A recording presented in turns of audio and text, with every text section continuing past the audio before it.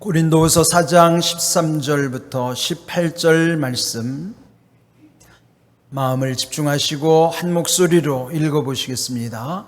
기록된 바 내가 믿었으므로 말하였다 한 것 같이 우리가 같은 믿음의 마음을 가졌으니 우리도 믿었으므로 또한 말하노라. 주 예수를 다시 살리시니가 예수와 함께 우리도 다시 살리사 너희와 함께 그 앞에 서게 하실 줄을 아노라. 이는 모든 것이 너희를 위함이니 많은 사람의 감사로 말미암아 은혜가 더하여 넘쳐서 하나님께 영광을 돌리게 하려 함이라. 그러므로 우리가 낙심하지 아니하노니 우리의 겉사람은 낡아지나 우리의 속사람은 날로 새로워지도다. 우리가 잠시 받는 환난에 경한 것이 지극히 크고 영원한 영광에 중한 것을 우리에게 이루게 함이니 우리가 주목한 것은 보이는 것이 아니요 보이지 않는 것이니 보이는 것은 잠깐이요 보이지 않는 것은 영원함이라. 아멘.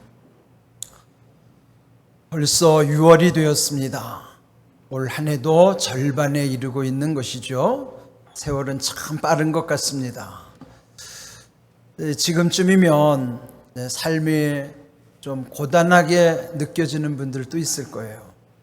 올해 계획했던 일을 순조롭게 이루어가는 분들도 계시겠지만은 또 뜻대로 되지 않나 힘들어 하시는 분들도 있을 줄로 압니다. 오늘 주신 말씀은 우리 이 올해 절반의 지점에서 우리에게 참 소중한 말씀이라고 생각을 합니다. 이 오늘 본문에 보면 낙심이라고 하는 것이 3번 언급되어 있어요. 그래서 이제 오늘 제목도 낙심하지 아니하노니 이렇게 정했습니다. 바울이 고린도 지역을 선교하게 된 과정, 여러분이 잘 아실 거예요. 바울은 평생 3번에 걸쳐서 3차 전도 여행을 하게 됐죠.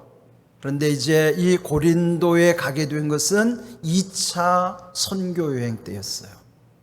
그러니까 2차 선교 여행은 빌립보로부터 시작해서 데살로니가, 베레아, 그 다음에 아덴, 그 다음이 고린도예요. 전에도 이제 앞자만 따서 외우면 쉽다고 그랬죠. 빌데베아고. 그래서 이 고린도가 2차 선교 여행의 마지막 지역입니다. 그러면 여기 이 고린도에 와서 선교할 때까지 그 앞에서 들렸던 여러 곳, 바울이 가는 데마다 환영받은 것이 아니고 또 가는 곳마다 바울의 선교를 방해하는 사람들이 있었어요. 그냥 단순히 방해할 정도가 아니라 때로는 이 바울의 목숨을 노리는 그런 위험한 지경에도 놓여 있었던 것이죠. 그의 삶을 돌아보면 오늘 이 제목처럼 낙심하지 않는다는 것은 그게 가능할까? 그런데 바울은 자기의 삶 속에서 체험한 바대로 낙심하지 않았다고 고백하고 있는 것입니다.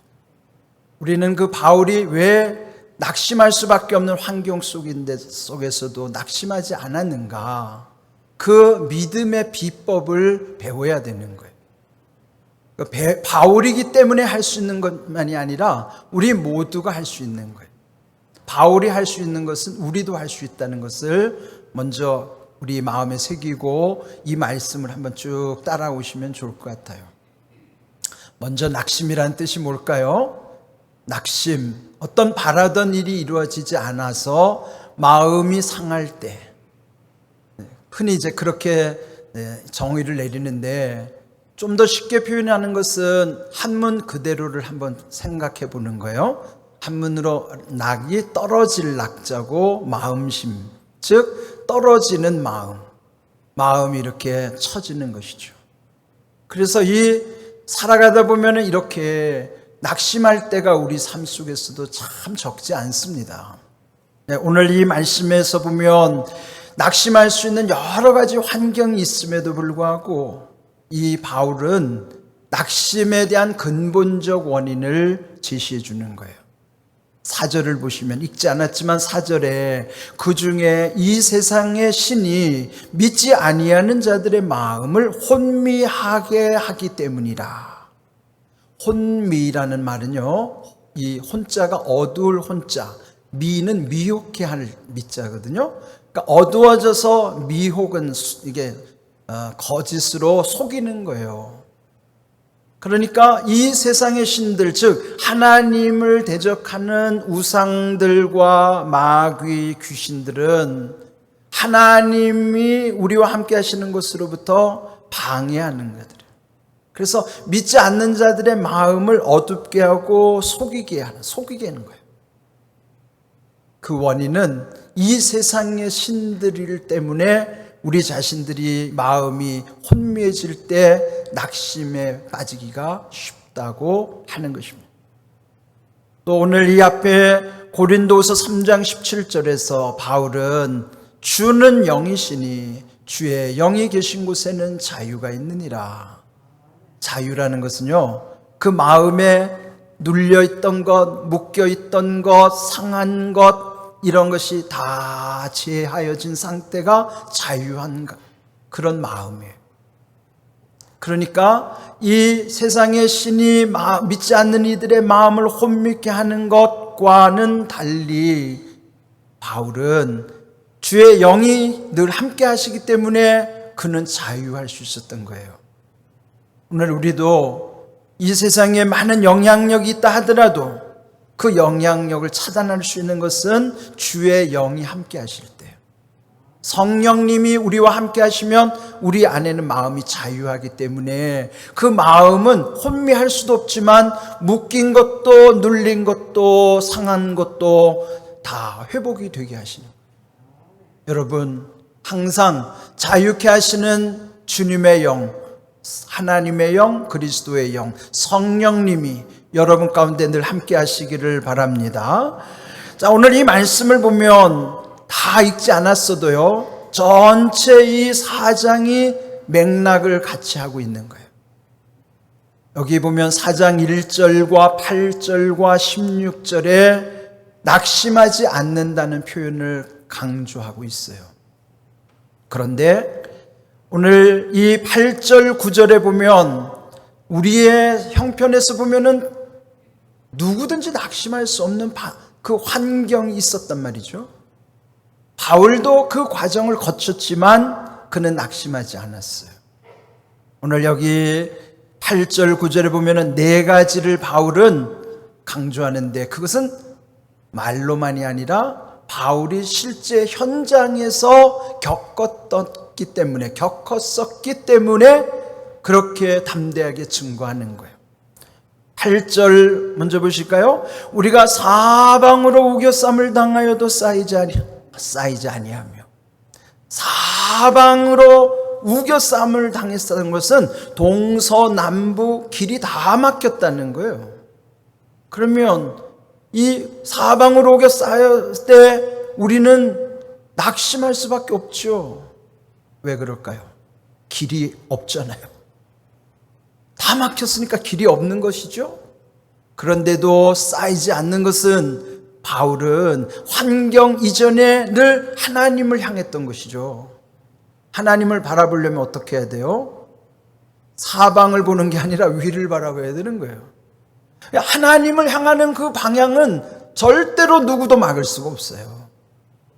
오늘 우리가 사방으로 오겨쌈을 당한 것 같을지라도 위로 하나님께 그 방향, 그 위의 통로는 누구도 막을 수가 없는 거예요. 그래서 하나님께 기도할 수 있다는 것, 하나님과 통할 수 있다는 것이 얼마나 큰 소망인가요? 하나님과만 통할 수 있다면 이 사방으로 둘러싸여 있는 것은 두려움이 될 수가 없는 것이죠. 여러분 항상 이 말씀을 기억하십시오. 사방으로 우겨쌈을 당해도 결코 성도는 쌓이지 않는다. 그것은 위로 하나님께로 그 통로가 열려져 있기 때문이다 하는 것이. 요즘 책 서점에 보니까 사방이 막힐 때 열린 하늘을 보라, 그런 책 제목이 있더라고요. 그럼도 아마 크리스찬인 것 같아요. 여러분, 이 낙심할 수밖에 없는 상황, 길이 없는 것 같은데 그 길은, 하나님을 향하는 길은 항상 열려 있다는 사실을 기억하시기 바랍니다. 두 번째 8절 후반부에 보면은 답답한 일을 당하여도 낙심하지 않는다고 그랬습니다. 답답한 일을 당할 때 우리는 낙심하기 쉽잖아요. 왜 낙심하기 쉽을까요? 답답할 때 사실 답이 없어요. 답답하다는 건 답이 없기 때문에 답답한 거예요. 살다 보면 이렇게 답을 모르고 답이 없는 것 같이 느껴질 때 많죠. 그러나 바울은 그때도 낙심하지 않았다고 고백하는 것입니다. 그 다음 세 번째로 9절 보시면 박해를 받아도 버림받지 아니하였다. 박해를 당했지만은 그래도 버림받지 않았다고 선언하는 것은 박해받을 때 중요한 건 내가 버림받았다는 마음이 들 수밖에 없는 것이죠. 어떤 선한 일로 핍박을 받는 경우도 있지만 내 삶 속에서 다양하게 고난이 다가올 때도 있습니다. 그런 고통을 느낄 때 왜 힘들까요? 그는 내 삶에 기쁨이 사라지고 낙이 없기 때문이에요. 그 다음 네 번째로 9절 후반부에 보면은 거꾸러뜨림을 당하여도 망하지 아니한다고 말하고 있어요. 거꾸러뜨림을 당하면 대비에 망할 수밖에 없는 상황인데도 바울은 망하지 않았다는 것이죠. 거꾸러뜨림을 당할 때 누구든지 다 낙심할 수밖에 없어요. 그런데 왜 낙심할 수밖에 없을까요? 씨름을 하다 보면 되치기를 당할 수도 있고 결국 내가 거꾸러졌다는 것은 상대보다 힘에서 밀리는 것이고 결국 내 힘의 한계를 느낄 때, 즉 힘이 없을 때 낙심할 수밖에 없어요. 여기서 바울이 경험했던 바지만은 우리가 일상에서도 흔히 경험하는 일들이기도 해요. 여기 네 가지, 우겨쌈을 당하고 답답한 일을 당하고 박해를 당하고 거꾸러뜨림을 당해서 그 내 앞에 길이 없는 것 같고 답이 없는 것 같고 낙이 없는 것 같고 힘이 없는 것 같을지라도 낙심하지 않는 까닭은 뭘까요? 그 다음 10절을 보시면 바울은 이렇게 고백하는 거예요. 우리가 항상 예수의 죽음을 몸에 짊어짐은 예수의 생명이 또한 우리 몸에 나타나게 하려 함이라. 여기 보면 예수님의 죽음과 예수님의 생명을 함께 언급하는 것은 예수님의 죽음 뭐예요? 십자가. 그 십자가가 내 몸에 십자가를 짊어지는 그 사람 속에는 예수님의 십자가를 의지하는 그 사람에게는 예수님의 생명이 또한 그 몸에 나타나게 하신다는 거예요. 이게 귀한 사실이죠.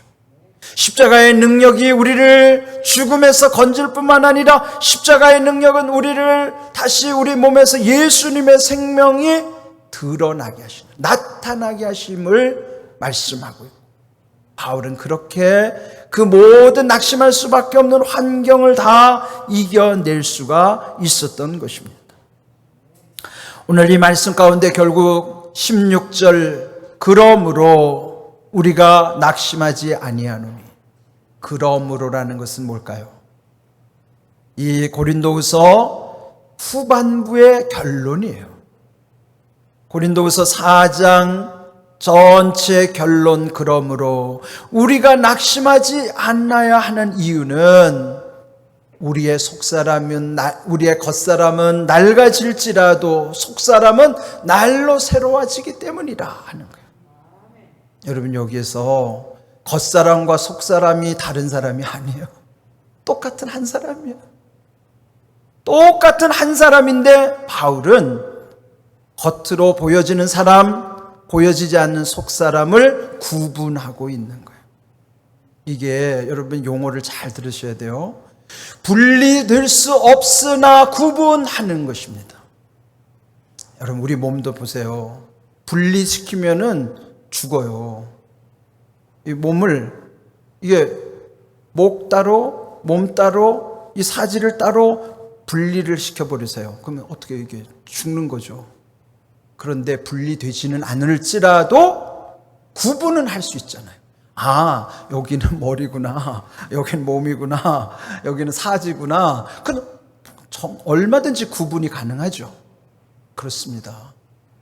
여기에 겉사람과 속사람도 분리되면 죽는 거예요. 우리가 죽는다는 건 겉사람과 속사람이 분리되는 과정이에요. 그러나 우리 일상 속에서는 겉사람과 속사람을 분리되지는 않을지라도 구분하라 하는 거예요. 왜 구분해야 되는가? 여기 말씀한 대로 겉사람, 즉 우리가 눈으로 볼 수 있고 만질 수 있는, 지금 우리가 함께 할 수 있는 것은 다 겉사람들이죠. 그에 반하여 속사람은 보이지 않는 내 안에 있는 영적 존재거든요. 그래서 이 속성이 어떻게 다른가를 보세요. 겉사람은 점점 낡아져서 소멸하게 되는 것이죠. 이건 누구도 예외가 없어요. 아무리 돈이 많아도 권력이 있어도 점점 낡아져서 소멸하는 과정을 피해갈 수가 없어요. 그러나 반대로 속사람은 점점 새로워져 간다는 거예요. 방향이 반대라고요. 겉사람은 망해가는 방향이지만 속사람은 점점 새로워지고 온전해져서 결국 하나님께로 가는 거예요. 이 사실을 구분하라는 거예요. 자, 그러면 이 상황에서 우리가 어디에 소망을 둬야 될까요? 당연히 보이지 않는 내 안에 영적 존재인 속사람의 소망을 두고 살아야 되는 거예요. 겉사람에다가 소망을 두면 다 무너질 수밖에 없고 결국 나중에 낙심하다가 절망에 빠지고 마는 것입니다. 오늘 우리에게 이 중요한 사실, 낙심하지 않는 결정적 이유는 이 두 사람을 구분하라는 거예요. 한 사람 속에 있는 겉으로 드러난 겉사람과 속에 숨어있는 내 속사람을 구분하라는 거예요. 그리고 보이지 않는 속사람의 소망을 두라는 것이죠. 그러면 절대 낙심하지 않아요. 여러분, 너무 겉사람에게다 돈 투자하지 말고 여기다 자꾸 뭘 찔러가지고 부풀어 오르게 하지 말고 보이지 않는 속사람에다가 투자를 하십시오. 예? 겉사람에다가 투자하면 이건 결국 나중에 다 소멸되고 말아요. 우리 안에 속사람, 하나님께서는 이 속사람을 건져가시는 거예요. 그래서 우리는 항상 속사람의 소망을 두고 살아야 되는 줄로 믿습니다. 그래서 구약에도 보면요, 시편 42편 5절과 11절 이어지는 43장 5절에는 토시 하나 틀리지 않고 똑같은 말씀이 3번 반복이 돼요.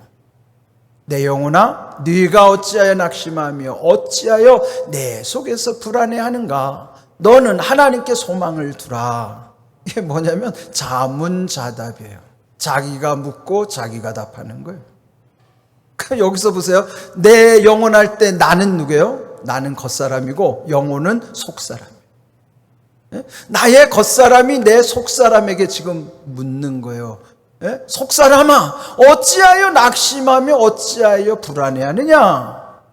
속사람이 낙심하고 속사람이 불안하는 이유는 하나예요.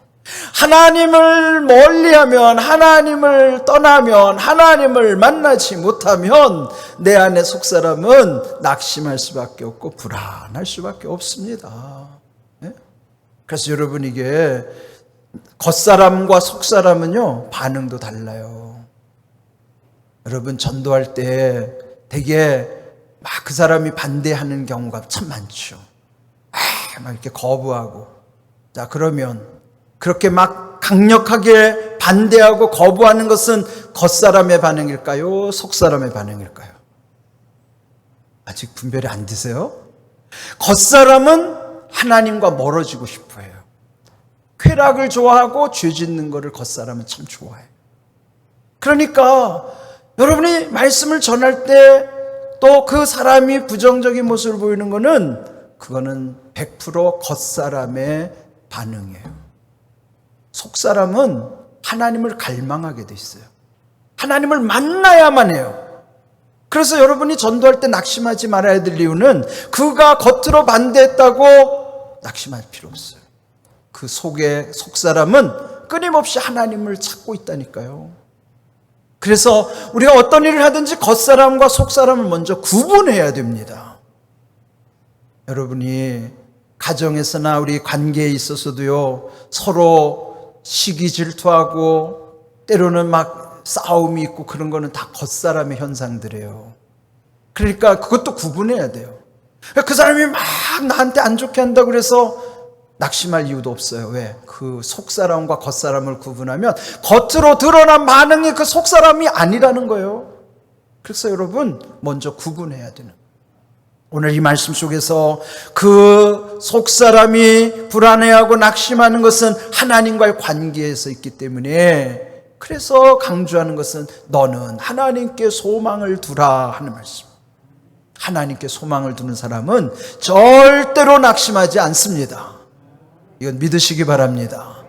여러분, 믿는다고 하는 것은 우리의 믿음이 소망과 연결되는 것.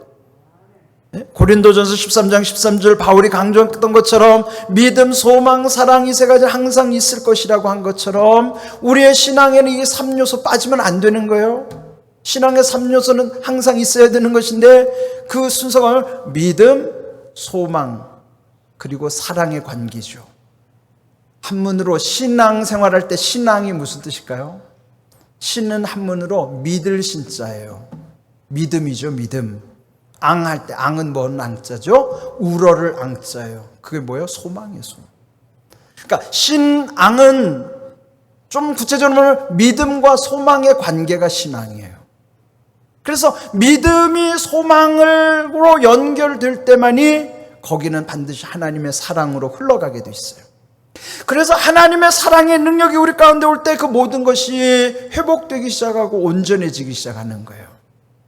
먼저 우리의 믿음의 소망을 향할 수 있도록, 그래서 그 속에서 하나님의 사랑이 끊임없이 우리 가운데 공급될 수 있도록, 그 신앙생활이라고 하는 것은 신과 앙을 연결함으로 사랑이 우리에게 흘러오게 하는 것이 신앙생활이에요. 여러분, 한문을 잘 생각해 보세요. 이게 참 오묘한 거예요. 신앙, 이게 믿음과 소망이라니까요. 그것만 딱 연결되면 거기서 하나님의 사랑이 흘러 들어온다고요. 오늘 이 말씀 가운데 소망을 하나님께 두라. 그럼 뭐예요? 믿음이 있기 때문에 소망을 하나님께 둘 수 있게 되고, 그때 하나님의 사랑 안에 모든 것이 온전해지는 것인데, 그렇게 될 때 우리에게 나타나는 것이 어떤 일인가? 오늘 4장 15절의 말씀 보실까요? 이는 모든 것이 너희를 위함이니 많은 사람의 감사로 말미암아 은혜가 더하여 넘쳐서 하나님께 영광을 돌리게 하려 함이라. 여기도 빨간 글씨 세 가지를 주목하십시오. 감사로 말미암아 은혜는 더하여 넘친다는 거예요. 우리 은혜를 사모하죠. 여러분, 은혜를 사모하는데 은혜가 더해져서 넘쳐나는 비결은 여러분의 감사가 그렇게 된다는 거예요. 하나님께 감사드리고 서로 감사하면 은혜는 더하여지고 마침내 넘칠 때 하나님께 영광을 돌리게 되는 거예요. 하나님이 영광을 받으시는 거예요. 우리 인생의 목적이 하나님의 영광을 위함이라는 거, 여러분 마치 이게 무슨 기출문제 정답 외우듯이 물어보면 알기는 다 잘 알아요. 여러분 다 문제를 풀고 오셨는지 물어보면 다 잘 알아요. 인생의 목적이 뭐냐고 물으면 고린도전서 10장 31절 그런즉 먹든지 마시든지 무엇을 하든지 다 하나님의 영광을 위하여 하라. 정답이죠. 근데 먹든지 마시든지 무엇을 하든지 다 하나님의 영광을 위하여 하는데, 하나님의 영광을 어떻게 하는가? 구체적으로 보면 감사로 말미암아 은혜는 더 넘쳐나는 거예요. 여러분이 감사가 은혜로 넘쳐나도록 그때 하나님이 영광을 받으시는 거예요. 멀리서 찾지 마시고 여러분의 삶 속에서 가정생활, 교회생활, 직장생활 속에서 이러한 말씀이 내 속에 있는 말씀대로 이루어지고 있는가? 하나님께도 또 함께하는 사람들에게도 서로 감사함으로 은혜가 더하여지게 하고 은혜가 넘쳐나고 있는가? 그래서 하나님께 영광을 돌리고 있는가? 이걸 돌아보시라고요. 이거 체크리스트로 이렇게 점검해야 돼요. 정답만 딸딸 외우면 그 실력 아니에요. 시험 잘 본다고 실력 아니에요. 이 말씀이 구체적으로 자기 삶 속에서 체크가 돼야 되는 거예요. 정말 나는 말씀대로 감사함으로 은혜가 더하여지는가? 넘치고 있는가? 그래서 하나님의 영광을 받으시는가? 이게 뭐예요? 바울이 처음에 얘기했던 대로 그의 속사람에게 소망을 두는 사람은 다 이렇게 살아가는 거예요. 겉사람에게 집착하는 사람은 자기 욕심만 취하지만 속사람에게 집중하는 사람은 이렇게 소망 가운데. 그래서 오늘 여기 17절에도 보면 우리가 잠시 받는 환난에 경한 것이 지극히 크고 영원한 영광에 중한 것이라고 표현합니다. 환난은 잠시요 경한 것, 가벼운 것이지만 받게 될 고난, 이 앞으로의 영광은 지극히 크고 영원한 영광이요 소중한 것이라 하는 거예요. 그래서 지금 이 고난당하는 현실 속에서도 앞으로 있을 그 영광을 바라보면 이건 비교할 수 없는, 그래서 이겨내는 것이죠. 사람은 샘이 밝기 때문에요, 자기에게 유익하다면 다 합니다. 이것이 우리에게 얼마나 유익한지를 모르니까 못하는 거예요. 네? 이것이 유익하다는 걸 알면 이 고난은 다 이겨낼 수 있어요. 그리고 마침내 마지막 18절을 보시면 우리가 주목하는 것, 그 주목이 뭐냐면 소망하는 거예요. 우리가 소망하는 것은 보이는 것에다가 소망을 두는 것이 아니라 보이지 않는 것에다가 소망을 두는 거예요.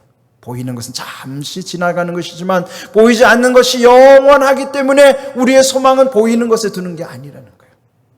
결국 오늘의 답은요, 우리의 믿음이 소망과 연결되는 데 있는 것이죠. 그래야 낙심할 것도 이겨내게 될 뿐만 아니라 그의 삶 속에 감사가 은혜로 넘치게 함으로 하나님께도 영광이 되는 삶을 살아가게 된다는 것이죠. 신앙을 이렇게 여러분의 실생활에서 점검하고 적용하는 거예요. 그럴 때 이 말씀대로 하나님이 우리 모든 것을 행하게 하시는 것이죠. 이 지금 바울이 자기 삶의 체험 속에서 그대로 우리의 환경과 비교해보면 우리는 이거 견뎌낼 수 없어요. 바울도 이겨낸 비결은 오직 이 소망 가운데서 이것을 다 이긴 것이에요. 우리는 할 수 없죠. 그러나 하나님은 하실 수 있는 거예요. 지난 6월 1일 월삭 축복 새벽 기도에 나눈 말씀처럼 누가복음 18장 27절 예수님이 강조하신 말씀, 무릇 사람이 할 수 없는 것을 하나님은 하실 수 있느니라. 무릇 사람이 할 수 없는 것, 이건요, 그 사람 속에는 나도 포함되고 여러분도 포함되고 우리 모두는 다 그 속에 있는 거예요. 우리 인생은 할 수 없어요. 할 수 없는 게 너무 많아요. 우리는 알지 못하기 때문에, 할 수 있는 능력이 없기 때문에, 무지무능하기 때문에 할 수 없어요. 그러나 하나님은 하실 수 있다는 건 그분은 다 아시고 다 하실 수 있는 전지전능하신 하나님이시기 때문이에요. 나의 이 모든 한계를 인정하고 나는 할 수 없어도 주님이 하실 수 있다는 것이 믿음이고 그걸 바라는 것이 소망이고 그 가운데서 이루게 하시는 것이 하나님의 사랑의 능력이에요. 그래서 여러분 이 말씀을 여러분 평생에 새겨지는 말씀이 되어야 됩니다. 누가복음 18장 27절 말씀 한번 좀 따라해 보실까요? 무릇 사람이 할 수 없는 것을 하나님은 하실 수 있느니라. 아멘. 그렇습니다. 무릇 사람이 할 수 없다고 하더라도 포기하지 말라는 거예요. 왜? 하나님이 하시겠다는 거예요. 여러분의 평생에 이 믿음과 소망, 그 가운데 사랑의 능력으로 이 모든 일들이 온전히 이루어지기를 축복합니다. 여러분, 이렇게 살 때 낙심하지 않는다는 거면 주저앉아 있지 않는 거예요. 아이들이 가지고 노는 장난감 중에서 아주 은혜스러운 장난감이 뭐예요? 그 오뚜기. 오뚜기는요, 휘청거리되 절대로 넘어져 있지는 않아요. 여러분, 넘어져 있는 오뚜기 보셨어요? 그 넘어져 있는 오뚜기는 오뚜기가 아닌 거예요. 오뚜기가 안 넘어지는 비결은 뭐예요? 겉으로는 드러나지 않지만 그 속에 쇠덩이가 들어있어가지고 오뚜기의 힘으로 일어나는 게 아니라 쇠덩이의 힘으로 일어나는 거예요. 우리도 겉으로 보면 아무것도 아니죠. 근데 우리를 일으키시는 이가 누구냐? 모르는 사람이 할 수 없는 오뚜기 껍데기 겉사람이지만 그 안에 속사람을 하나님께서 일으켜 주시는 거예요. 사람이 할 수 없는 것을 하나님은 하실 수 있느니라. 그 믿음대로 우리의 신앙은 오뚜기의 신앙이 된다. 하나님이 일으켜 주심을 믿는 거예요. 오늘 이 말씀을 여러분 마음에 깊이 새기십시오. 그리고 여러분의 삶 속에 적용하셔야 돼요. 오늘 적용해야 될 말씀이 너무 많아요. 이렇게 낙심할 수밖에 없는 상황을 이기게 하시는 하나님의 은혜를 바울은 직접 체험했고, 그렇게 살면 우리도 그렇게 된다는 거예요. 바울이나 우리가 다른 게 아니라 우리 안에 그 바울의 믿음이 있다면 우리도 다 일어나는 거예요. 능히 감당케 하시는 거예요. 오늘 귀한 말씀처럼 비록 우리의 삶 속에 때로는 우겨쌈을 당할 때도 있고, 또 답답한 일을 당할 때가 있고, 또 박해를 당할 때도 있고, 거꾸로 뜨림을 당할 때가 있다 할지라도 주님이 함께 하시면, 그리고 소망 가운데 이 모든 것을 이기게 하실 때에 나는 할 수 없어도 하게 하시는 하나님을 통해서 이 모든 일들을 능히 감당케 될 줄로 믿습니다. 말씀대로 이루어지는 은혜와 복이 우리 가운데 임하기를 주님의 이름으로 축복합니다. 아멘.